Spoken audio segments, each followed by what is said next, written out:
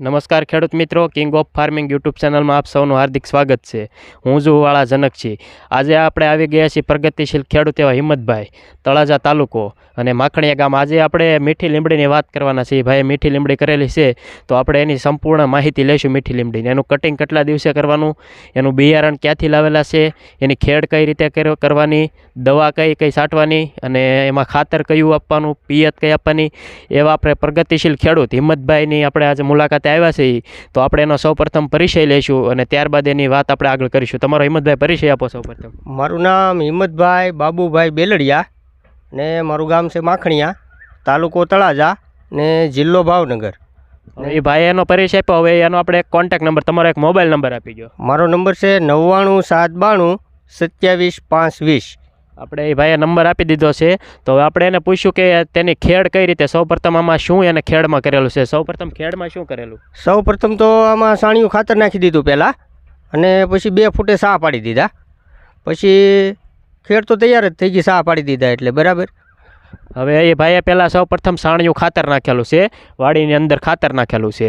ત્યારબાદ એણે 2 ફૂટના ગાળે અંતરે કે 2 ફૂટના અંતરે સાહ પાડી દીધેલા છે। ટ્રેક્ટરથી સાહ પાડેલા છે કે ના ના, બળજાથી જ પાડ્યા હતા ભાઈ। ના બળદથી સાહ પાડેલા છે ને 2 ફૂટના ગાળે એણે સાહ પાડેલા છે। તો હવે એનો વાવણીનો સમય આપણે પૂછ્યો, એનો વાવણીનો સમય કયો? વાવણીનો સમય આ 7મા મહિનાની 15 તારીખે બી આવ્યું હતું અને ત્યારે જ વાવણી કરી હતી। હવે 7મા મહિનાની 2 તારીખે હિંમતભાઈ આપણે મીઠી લીમડીની બિયારણની વાવેતર કરેલું છે અને આપણે એને પૂછ્યું કે બિયારણ તમે ક્યાંથી લાવેલા?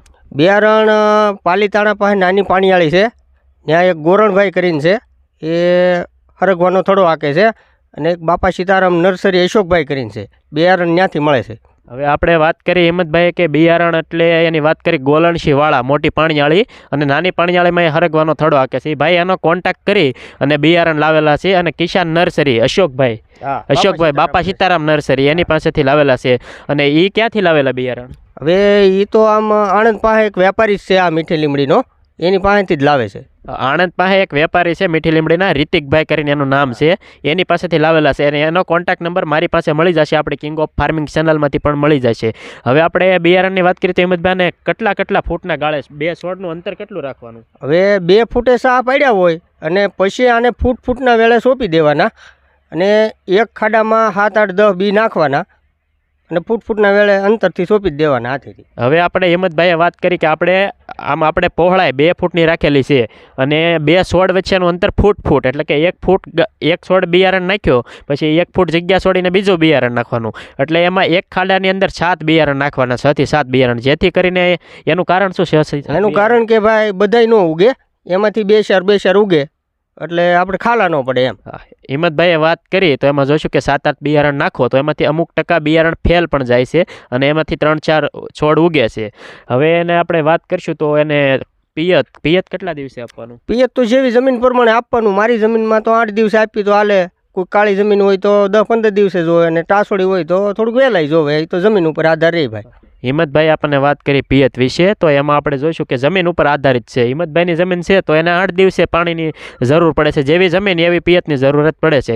તો હવે એમાં પૂછ્યું કે એની માવજત એટલે કે સૌપ્રથમ એમાં ખાતર કે દવા કોઈ આપેલું હિંમતભાઈ? નહીં, પછી એ તો આમાં કાંઈ જરૂર જ નથી પડતી, દેશી ખાતર આપી દીધું, પછી એમાં જો કાંઈ રોગ નથી આવતા બરાબર, અને કાંઈ મૂળિયાની કંઈ જરૂર નહીં, પણ મારે ગાયું છે એટલે મેં ખાટી છાશ 2-3 વાર પાય, એનાથી છોડનો વિકાસ સારો થયો છે, એટલે કાંઈ ખાતરની જરૂર નથી પડી। હિંમતભાઈએ વાત કરી કે આમાં દેશી ખાતર આપી દીધા પછી કોઈ પણ પ્રકારની ખાતરની જરૂર પડતી નથી। એકવાર તમે દેશી ખાતર આપી દો, અને એ ભાઈએ ગાય છે એટલે કે ગાય આધારિત ખેતી પણ એ ભાઈએ કરી ગણાય છે, ઓર્ગેનિક તરીકે ગણો તો પણ હાલે। ગાય છે એની ખાટી છાશ છે એ હિંમતભાઈ આપેલી છે। તો હવે આપણે એને પૂછ્યું તેનું કટિંગ કેટલા દિવસે આવે છે, અને એની લાંબી એટલે કે કેટલા ટાઈમ સુધી છોડ રહે છે, અને કેટલા વર્ષ સુધી એની આવક આવે છે એ આપણે પૂછ્યું। હિંમતભાઈ આનું સૌપ્રથમ કટિંગ કેટલા દિવસે આવે? હવે આનું પહેલું કટિંગ તો ભાઈ 6-7 મહિને આવે। પહેલું કટિંગ 6-7 મહિને આવે, અને એ છોડની ઉંમર એટલે કે આમ કેટલા વર્ષ સુધી રહે? આ તો 30-35 વર્ષનું તો કહે છે, પણ મને તો આમ આજીવન જેવું જ લાગે છે। આમાં તો કાંઈ થાય નહીં, જેમ કટિંગ થતું જાય એમ ફૂટ વધારે નીકળતી જાય, અને એમ ઉત્પાદન વધતું જાય। હિંમતભાઈએ વાત કરી કે આ તો આજીવન એટલે કે પેઢી દર પેઢી હાલ્યું જાય। 30 વર્ષ એટલે મિત્રો આપણે તમે ગણો તો 30 વર્ષમાં ઘણી બધી આવક આપણને મળી છે, કે તમે જેમ એનું કટિંગ કરો એમ એ કોળે નવી ફૂટ આવે અને એમાંથી છોડનો વિકાસ થાય, અને પાછી કોળ આવે અને પાછું એનું કટિંગ કરો એટલે બીજું કટિંગ પણ આવે, એટલે કે આજીવન ધંધો એટલે કે આજીવન પણ હાલે છે કે એવું છે. તો હવે આપણે હિંમતભાઈને પૂછ્યું કે આ કેટલા વીઘામાં મીઠી લીમડીનું વાવેતર કરેલું છે? આપણે ભાઈ 1 જ વીઘામાં મીઠી લીમડીનું વાવેતર કર્યું છે અને આ પહેલી વાર જ કટિંગ કર્યું છે. હિંમતભાઈ આ 1 વીઘામાં વાવેતર કરેલું છે, તો હવે એનું બી આમાં 1 વીઘામાં હિંમતભાઈ કેટલું જોવે? આમાં 40 કિલો બી જોયું ભાઈ 1 વીઘામાં. 1 વીઘામાં મિત્રો 40 કિલો બી જોઈએ. તો હવે બિયારણનો ભાવ શું છે કિલોનો? કિલોનો ભાવ 500 રૂપિયા છે, એટલે 20,000નો વીઘો થાય છે ભાઈ. કિલોનો ભાવ હિંમતભાઈ 500 રૂપિયા એટલે કે 20,000 રૂપિયામાં 1 વીઘો સોંપાય છે અને તૈયાર થાય છે. મિત્રો આપણે જોયું થોડુંક મોંઘું છે પણ આજીવન છે. 30 વર્ષ સુધી કોઈ પણ જાતની ખેડનો ખર્ચો નથી લાગતો અને દવા ખાતર ઓછું જોવે છે. અને બિયારણ બીજી તમે ખેડ તૈયાર કરો તો એમાં 1 વીઘો તૈયાર કરવામાં ટ્રેક્ટરનું ઘણું બધું ખેડ લાગી જાય છે, ઘણો ખર્ચ થાય છે. આમાં એકવાર ખેડ કર્યા પછી એમાં નીંદણ થાય તો નીંદણ આપણે મજૂરી કરી અને થોડુંક નીંદણનાશક નીંદણ લઈ લેવાનું, એટલે બીજો ખર્ચો મિત્રો વર્ષે લાગતો નથી, એ ઓછો થઈ જાય છે. હવે હિંમતભાઈ આપણે 20,000નું કીધું, તો હવે એને કટિંગ પહેલું કટિંગ તમારે કેટલાનું આવ્યું? પહેલું કટિંગ ભાઈ મારે 12,000નું આવ્યું છે અને અત્યારે તો શું હોય એક દાંડલી જ હોય અને એટલે ઉતારો ઓછો, પણ હજી બીજી વાર જોઈએ ને તો મને એવું લાગે 70-80 મણ થવો જોઈએ, કેમ કે એક દાંડલીમાંથી 10-15 ફૂટ નીકળી છે, એટલે 10-15 ફૂટ ડાળી નીકળશે આમાંથી એમ.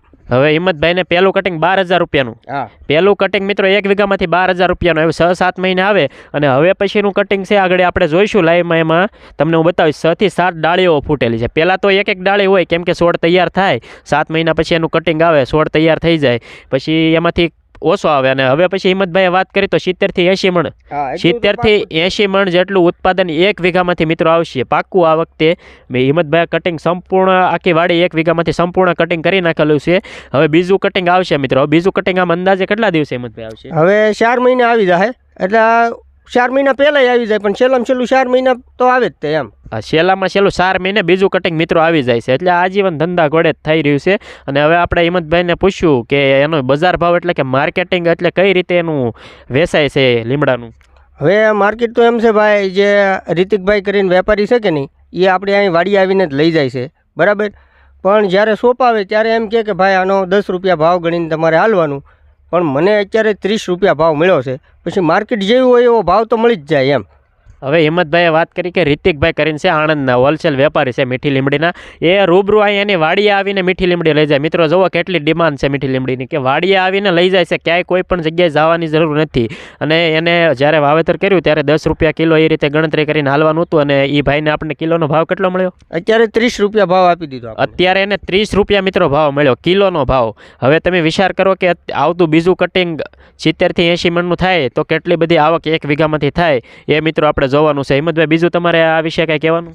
બસ આ વિશે તો હું તો એમ કહું છું, આને જો નથી ભૂંજરા ખાતા, નથી રોજડા ખાતા, નથી કોઈ કુદરતી આફત વાવાઝોડું નડતું, અને ખર્ચા બહુ ઓછા છે ભાઈ. પછી આમાં મજૂરી ખર્ચ બહુ ઓછો લાગે જ નહીં, એમ કહો તો હાલે. નિંદામણ થાય તો જ કાઢવાનું, બાકી પાણી સિવાય કાંઈ નહીં. હવે હિંમતભાઈએ વાત કરી કે રોજડા કે ભૂંદરા કોઈ પણ જાતનું નુકસાન પણ નથી થતું, અને કુદરતી આફત એટલે કે વાવાઝોડું આવે તો પણ આને કાંઈ નુકસાન નથી થતું, કાંઈ ભાંગી નથી જતું, કાંઈ ડાળો ફાટી નથી જતી, એવું પણ કોઈ પણ જાતનું નુકસાન થતું નથી. અને સાવ ખર્ચો ઓછામાં ઓછા ખર્ચે વધુ ઉત્પાદન મળે છે મિત્રો. સાવ ઓછો ખર્ચો લાગે. મિત્રો આપણે કિંગ ઓફ ફાર્મિંગ ચેનલને સબસ્ક્રાઈબ કરવાની બાકી હોય તો સબસ્ક્રાઈબ કરો, લાઇક કરો, કોમેન્ટ કરો, અને આપણા નવા વિડીયો આવા પ્રગતિશીલ ખેડૂતના જોતા રહો.